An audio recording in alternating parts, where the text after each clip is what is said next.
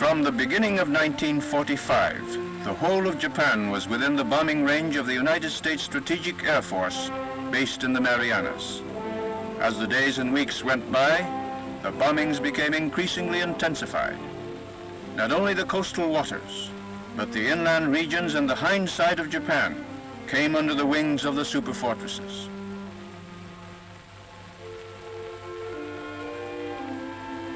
Hiroshima, a city of 350,000 facing the inland sea, was the largest city in the Chugoku district in western Honshu, the main island of Japan.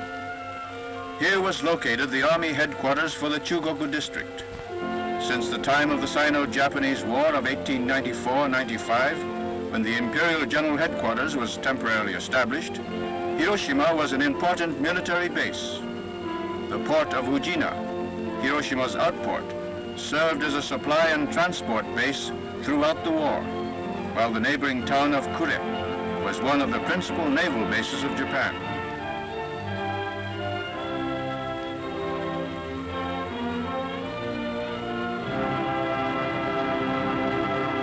It was the 6th of August.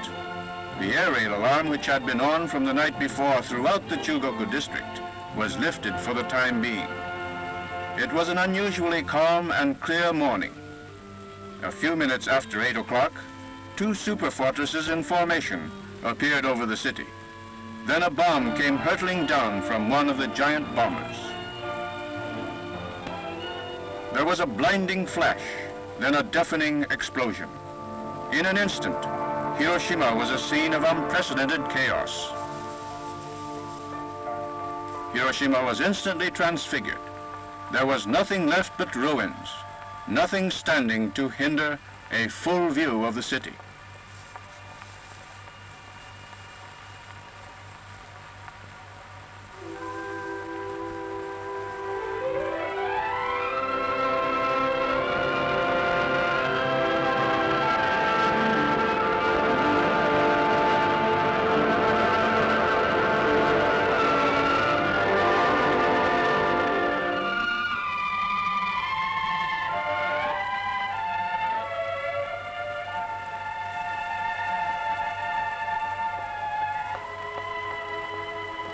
Every type of transportation was completely wiped out.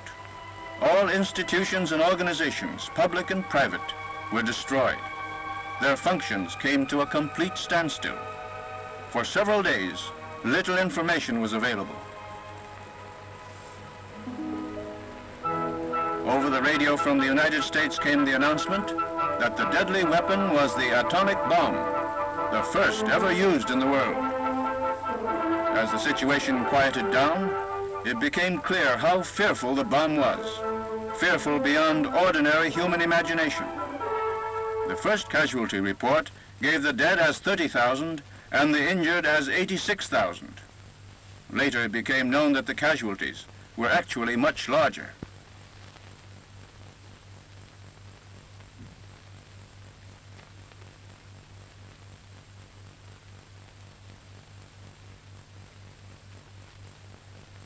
"90% of the 75,000 buildings and dwellings in the city were completely destroyed by blast and fire. The total casualties were approximately 194,000. Accurate figures are unknown and difficult to obtain because of the confusion which gripped the city for several days and because several unaccounted army units were stationed there at the time. The scope and extent of the devastation testify more eloquently than anything else to the enormous destructive power of the new bomb. The direction in which the trees fell offered one clue in locating the center of destruction. Hereafter we shall call the center of detonation the epicenter. The epicenter was located south, or on the other side, as seen from here, of the Torii Gateway to the Gokoku Shrine. We considered the damaged area to be within 15 kilometers from this point.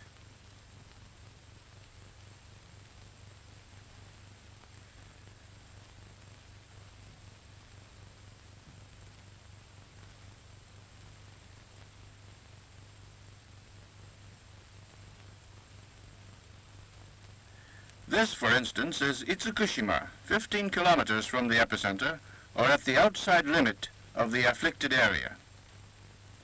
Damage here is confined to broken windows.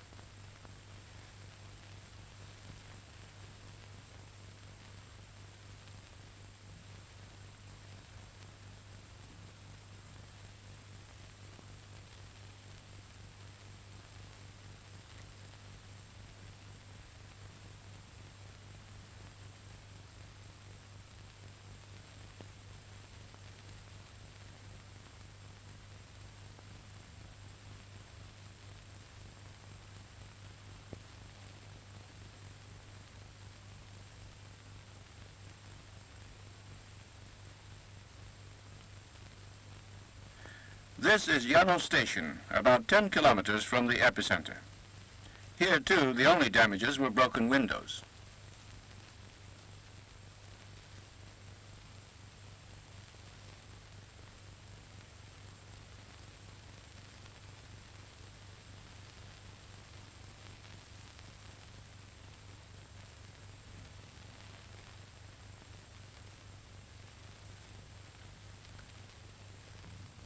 Within a radius of 8 kilometers, shattered windows were more widespread.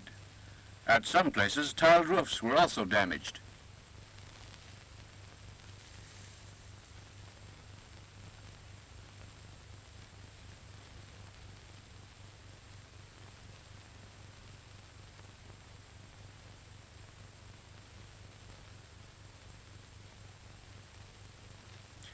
Generally speaking, at points about 5 kilometers from the epicenter, sides of objects which faced the blast showed more extensive damage. Damage was greater as we approached closer to the epicenter. Roof tiles were shattered or blown off, and here and there Japanese dwellings leaned over to one side.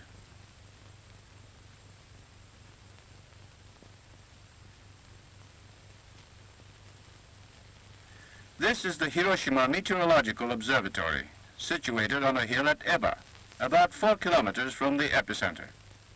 Here we found evidence of the powerful atomic blast, especially in the seismograph room. Notice the pieces of broken glass which lodged into the wooden cabinet.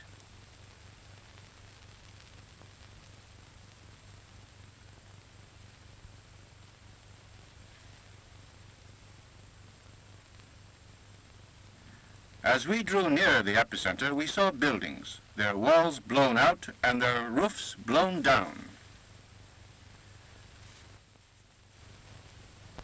Ordinary wooden Japanese houses are supported with pillars, 4-inch square. Upon these pillars rest wooden trusses, and over them are laid roof tiles. These houses were destroyed without a single exception. At some places, fires broke out, causing more carnage.